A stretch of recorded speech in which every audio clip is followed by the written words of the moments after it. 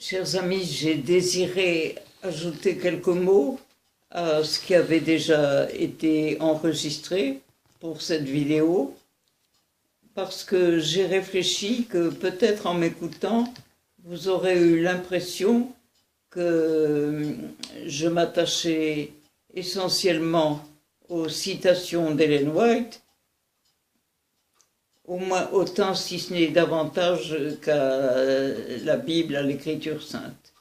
Évidemment, ce n'est pas le cas, mais je m'excuse si j'ai pu vous donner cette impression. Et je ne peux naturellement que dire que ce message que nous avons reçu de la part de Dieu trouve tout son appui dans l'Écriture. Et vous savez justement ce qu'Ellen White disait concernant notre compréhension de l'Écriture. Elle nous expliquait que si nous n'étions pas devenus aussi peu familiers avec elle et aussi réticents pour l'étudier, peut-être n'aurait-elle pas dû donner autant d'indications à ses contemporains. Mais il est bien évident que ce travail de désinformation, si l'on peut l'appeler ainsi, qui a eu lieu pendant des siècles par rapport à l'écriture, devait être comblé, devait être réexaminé, parce que on avait perdu beaucoup le sens de la vérité. Et vous savez combien il y a eu de combats chez les grands réformateurs pour remettre en évidence ce que contenait l'Écriture. Et bien entendu, la tradition et les ambiances de différents pays qui avaient lutté contre la vérité jouaient leur rôle pour empêcher les gens de comprendre vraiment clairement ce que disait l'Écriture. Et c'est pourquoi le Saint-Esprit a agi avec patience, avec douceur, pour ramener l'humanité à une compréhension réelle et profonde de toute l'Écriture. Et nous avons ce privilège d'être à la fin des temps où l'on peut dire que Dieu s'est révélé d'une manière particulière à notre dernière génération.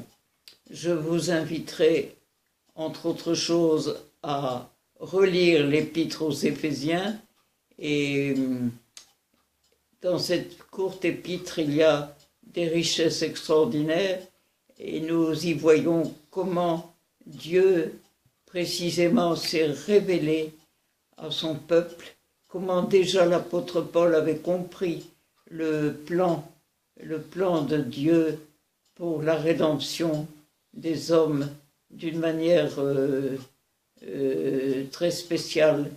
Et il avait dit que Dieu ouvre les yeux de votre entendement, qu'il illumine les yeux de votre entendement pour que vous réalisiez à quel point Dieu nous a bénis en Christ et que déjà, avec lui, nous sommes déjà assis dans les lieux célestes.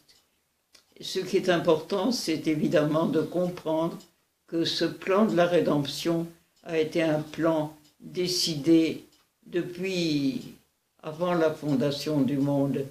Et nous l'avons dit déjà, Dieu n'est jamais pris au dépourvu, et son amour est tellement grand qu'il a comblé les abîmes les plus profonds que le diable avait pu susciter pour arriver quand même au salut de ses enfants, de ceux qu'il aimait et qu'il voulait sauver. Et nous voyons que Dieu et Jésus-Christ et le Saint-Esprit, les trois personnes de la divinité, n'ont rien épargné pour parvenir à cette unité, à cette réunion de la famille terrestre avec la famille céleste. Et là, nous nous rendons compte que nous sommes privilégiés, même au-delà de ce que le sont les anges, puisque nous savons que la famille humaine aura passé par une expérience que les anges eux-mêmes n'ont pas connue, et ce qui nous donnera pour l'éternité une possibilité de compréhension des différents actes de la rédemption, des différentes étapes de la rédemption particulière, beaucoup plus grande que celle des anges.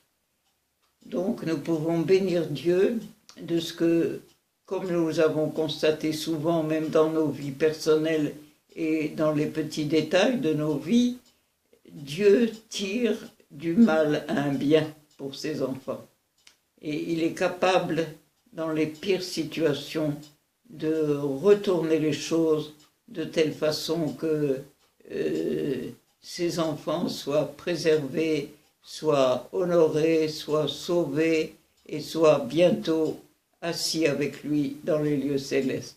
C'est quelque chose de merveilleux. Maintenant, je dois dire aussi que, je voudrais ajouter aussi que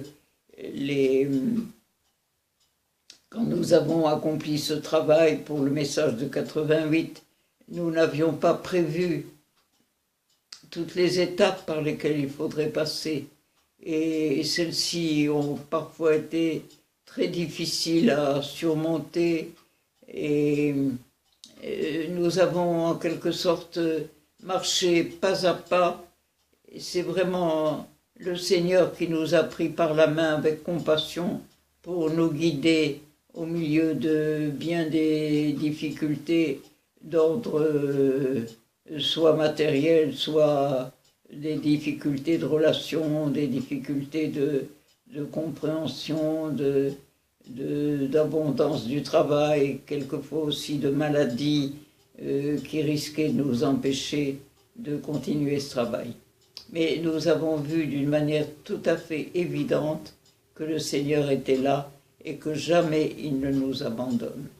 Jamais son amour ne fait défaut pour l'un d'entre nous et nous ne pouvons que l'en bénir. Voilà, c'est ce que je voulais ajouter.